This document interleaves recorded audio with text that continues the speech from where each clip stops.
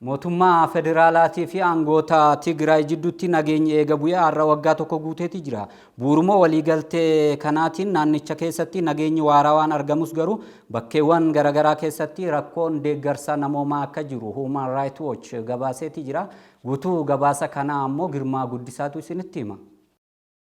mootummaa federaalaa fi TPLF gidduutti erga araara buusanii waggaa tokko har'a guutanii jiru. Waraanni waggaa lamatti siquu kaaba Itoophiyaatti mootummaa federaalaa fi TPLF gidduutti deemaa ture marii nagaa buusuu Afrikaa kibbaa magaalaa Pretooriyaatti gaggeeffameen erga araarri bu'ee har'a waggaa tokko guutee jira. Qaamoleen lamaan kunneen mootummaa federaalaa Itoophiyaa fi aangawoonni Tigraay araara kan buusan akka lakkoofsa faranjoota 2 bara 2022 Afrikaa kibbaa Pretooriyaa keessa ture. Waliigalteen kunis gamtaa Afrikaatiin durfamuun kan gaggeeffame yoo ta'u araara kanaan nageenyi waarawaan Itoophiyaa keessatti akka dhufu sababa ta'ee jira. Mootummaan Itoophiyaa fi aangawoonni TPLF nagaa buusuu isaanii hordofee michoonni Itoophiyaa idil addunyaa hedduun isaanii gammachuu isaanii ibsataa turuun isaanii kan yaadatamudha.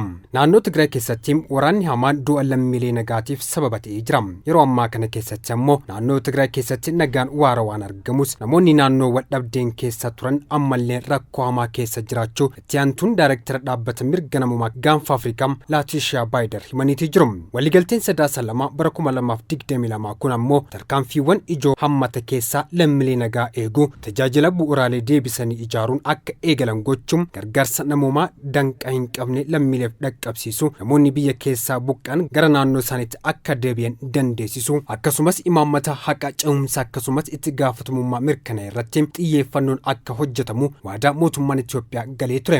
Qaamoleen kunneenis waliigaltee kana to'achuuf mala hordoffii gamtaa Afrikaa taasisuu irratti waliigalanii jiru. Bu'uura waliigaltee Pretooriyaatiin mootummaan federaalaa meeshaa waraana ulfaataa ta'an humnoota waraana Tigraay irraa hiikkachisuun isaas kan yaadatamudha. Dabalataanis waraanni Eertiraa naannoo Tigraay keessa akka bahu kan jedhu waliigaltee kana keessatti kan hammatame yoo ta'u waraanni Eertiraa garuu yeroo jedhame keessatti bahuu hin dandeenye ture. Garuu turtii ji'oota muraasa booda mootummaan Eertiraa waraana isaa gara daangaa isaatti sochoosuu danda'ee jira. Waggaa darbe keessa qaamonni wal lolaa turan naannoo Tigraay keessatti dhiittaa mirga namoomaa raawwachuu isaanii Human Rights Watch beeksisee jira. Dabalataanis qaamonni mirga namoomaa sarban akka qoratamanii fi yakkawwan naannicha keessatti raawwatamaa ture qaama walabateen akka qoratamu dhaabbata mootummoota gamtoomanitti Human Rights Watch koreen of danda'e dhaabbatus gara hojiitti akka hin seennee fi diigamuun isaas kan yaadatamudha. Humnoonni Eertiraa naannoo Tigraay keessatti ajjechaa haleellaa saalaa butamuu fi saamicha raawwatanii jiru. Dabalataanis gargaarsa namoomaa gufachiisuun naannicha irratti dhiibbaa godhaa turanii jiru. Taateen kun ammoo dhaabbata gamtaa Afrikaaf qormaata guddaa ta'us marii araara Pretooriyaatiin gamtaan Afrikaa milkaa'uu danda'ee jira. Lixa Tigraay keessatti hanga ammaatti dhaabbileen gargaarsa namoomaa baay'inaan dhaqqabamaa hin taane keessatti finxaaleeyyiin naannoo Amaaraa jedhamuun beekaman uummata Tigraay gidirsaa jiraachuu itti aantuun daayirektara dhaabbata mirga namoomaa kan gaanfa Afrikaa Laatishaa Baayidar himtee jirti.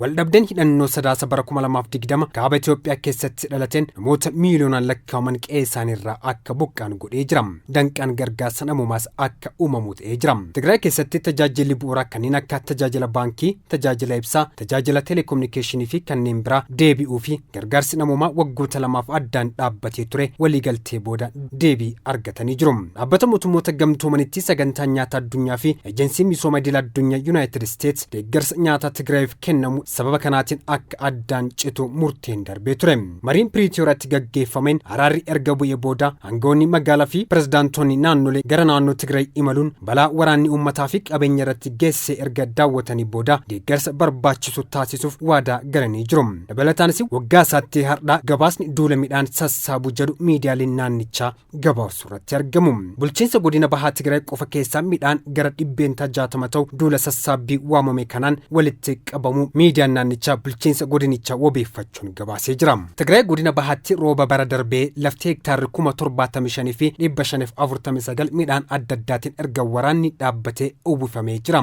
Kana keessaan gammaatti lafti hektaara 45,000 ol yookiin gara 160 ta'u midhaan duula taasifameen irraa sassaabamuu gabaasni kun akeekee jira. Hojjettoonni mootummaa humnoonni nageenyaa fi kanneen biroo 13,000 ol ta'an midhaan sassaabuu isaanii miidiyaaleen naannichaa kan gabaasan. Maatiin wareegamtoota lola kanaas lafa hektaara 2,943 irra midhaan isaanii sassaabuu isaanis ibsaniiti jiru. Qonnaan bultoonni hundi duula kana gargaaramuun rooba waqtii isaa hin eegganneen midhaan isaanii akka hin miidhamneef dafanii akka sassaaban dhaamaniiti jiru. Human Rights Watch, VOA fi DW wabeeffannee jirra.